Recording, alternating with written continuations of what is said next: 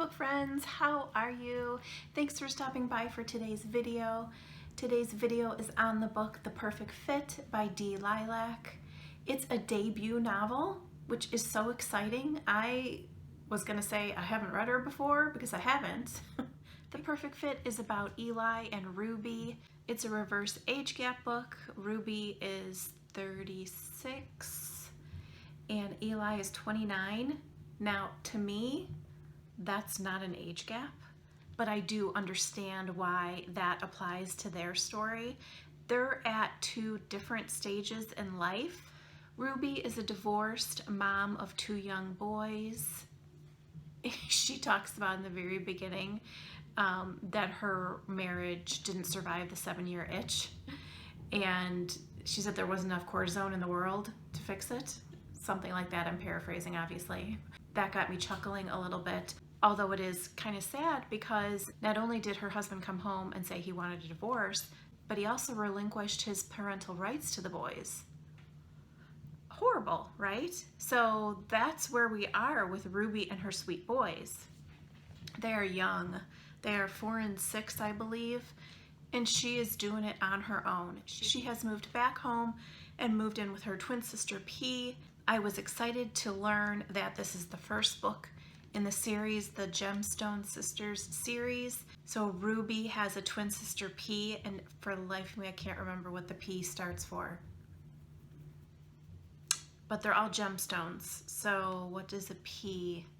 Anyway, I'm sure I'll remember at some point, but she goes by P in the book. And then they have a younger sister, Jade. P and Ruby own a gym, a yoga studio together. Ruby is the financial person for the studio, and P leads the classes and that kind of stuff. She's got a good life going for herself and her boys. I love that part. The single parent story always tugs at my heartstrings. Eli is, as described, kind of all-American guy with the killer dimples, the backwards hat, the shaggy blonde hair. He was easy to envision for me. He flips houses with his dad. He's very close to his dad. His mom left when he was little, so it's always just been him and his dad. Interesting. Eli and Ruby meet, a chance meeting at a baseball game where unfortunately one of her boys accidentally spills his drink on one of Eli's friends. His friend is kind of a jerk, gets up, is all huffy and puffy, and walks away.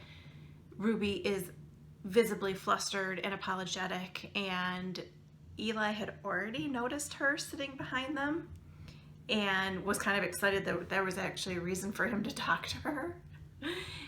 And I really liked that first meeting because she was like, oh my god, he's so cute but way too young for me, and he's like, she's hot. She thinks he's hot but young. Turns out Bear, Eli's dad, frequents P and Ruby's yoga studio. So Bear already knows them, but then through this chance meeting, Eli comes home and he's like, oh, so I met this girl and you might know her. And then he says something really funny that kind of made me burst out laughing. He says, Pop, if we end up dating sisters, is that some kind of fantasy thing? Ruby can't really wrap her head around the fact that Eli would like her. She says she's officially a cougar because she thinks he's so cute, but she's like, I've got a mom bod, like I'm in a completely different place in life. I've got 2 kids. I'm running between football practice and Cub Scouts, and he's just like not gonna be interested in this. Like what do I bring to the table? She brings everything to the table in a really great way, but she is having trouble seeing that. As a mom, I understood her very much in this book. As a divorced woman, her heart has been broken. She talks about her marriage a bit and that it was never really a great marriage. She has this other stuff, these other hang-ups, these other great things, these other really serious things that she's dealing with every single day in being a single parent. And she just cannot fathom that Eli would be attracted to any of that. She even actually mentions, I think at one point, that her sister P would be a better fit for him because she doesn't have kids. She's not tied down to anything. She's got a successful business.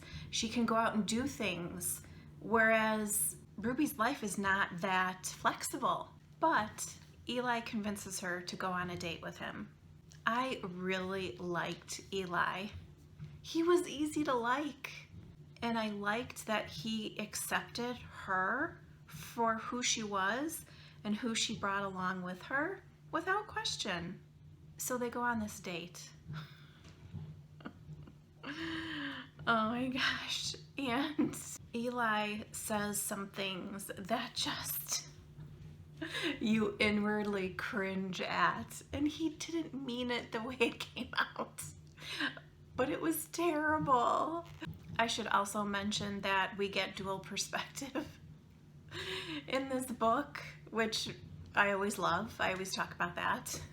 This is from Eli's perspective. I love that you eat dessert. She doesn't respond. Instead, she stares at me, a mouthful of chocolate cake. Most 20-something girls are always on a crazy diet. They order salad and water, not a 12-ounce steak, a chocolate cake. Her look goes from stone cold to shooting daggers through me. Did I say something wrong? I mean, he just like pushed several buttons in those sentences, didn't he? And then this is from Ruby a little bit later. Did he just call me old and fat? Wine. I need more wine. I place my napkin on my plate and gulp my entire glass of wine. Ruby, I thought you liked chocolate cake. Eli's face crunches in confusion. I mean, it was just bad, right? He really does try to repair after that. And Ruby says, one date. I agreed to one date. Eli says, flowers, chocolate cake, and puppies haven't secured me a second date yet? The drama of this book is Ruby having trouble seeing Eli as all in. There is plenty of heart-pounding moments.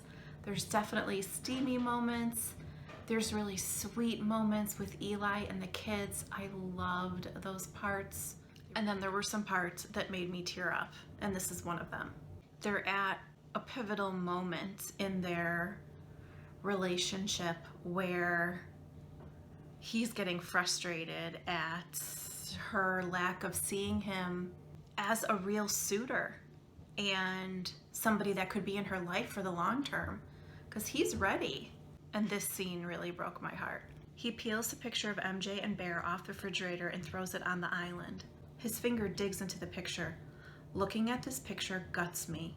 I'm not sure what's worse, that it never occurred to you to ask me, or that it's my own father. These were also the moments where I was like, come on, take a chance. Like, I was rooting for Eli. I was definitely, although I understood, 100% understood Ruby, I was Team Eli a lot in this book. And I don't know if that's the romantic in me, but he kept knocking on her wall, trying to push it over. And she just stood there with it and was like, I'm not letting him in because he's just gonna leave. I was like, girl, he's right there. But then this happened. Every time Eli and I have been together, he holds me afterwards. But tonight, emptiness seeps over my skin and darkness fills me. Our reflections in the glass speak the truth. We are broken. A stray tear rolls down my cheek. Eli looks like he's in physical pain as he limps away. He quickly disappears into the house. I'm left alone, in the dark, with my hands still plastered to the glass, and my panties in shred on the cold concrete. I'm not sure I've ever been more alone in my entire life. Eli Johnson just effed me out of his system. Oh, I got it in that moment. Oh my gosh. That was really emotional. Thank goodness we do get a happily ever after in this book. And also remember that this is the first book in the series. There will be a second book that is called The Right Choice, I believe it is. And that is about P and Bear. Let me know if you have read The Perfect Fit. I'm always interested to hear your favorite parts as well. While you're here, I welcome you to hit the subscribe button and also give the video a thumbs up. When you hit subscribe, YouTube will tell you when I upload a new video. Don't forget, I always put a direct Amazon link to buy the book in the description box. Also down there will be my social media, so come follow me over there, which is Kat Reads Romance. Thanks for hanging out with me today, guys. I'll see you soon. Bye!